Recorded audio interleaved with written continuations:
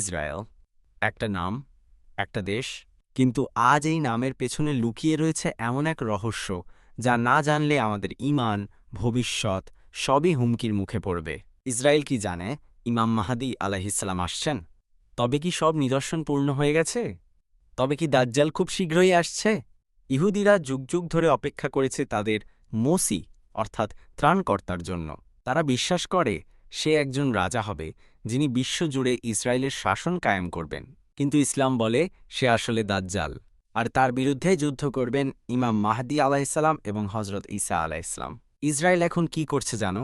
তারা প্রস্তুত করছে তৃতীয় হেকাল, খোঁজ করছে বিশুদ্ধ লাল গরু, যেটা কোনো কালো বা সাদা দাগ থাকবে না।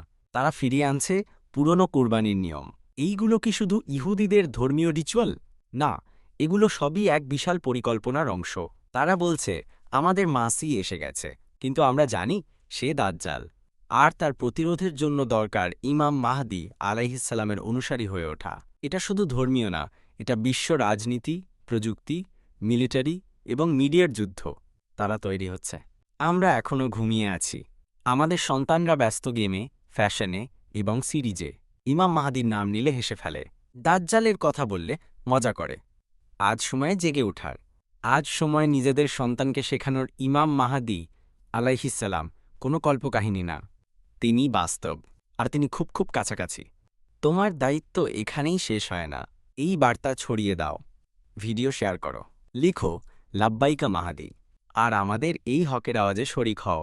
আল্লাহ আমাদের চোখ খুলে দিন, সত্যকে সত্য হিসেবে দেখার তৌফিক দিন। ইনশাআল্লাহ ফের আসছি আরও একটি সত্যের পর্দা উন্মোচনের জন্য। আসসালামু আলাইকুম রহমতুল্লাহ।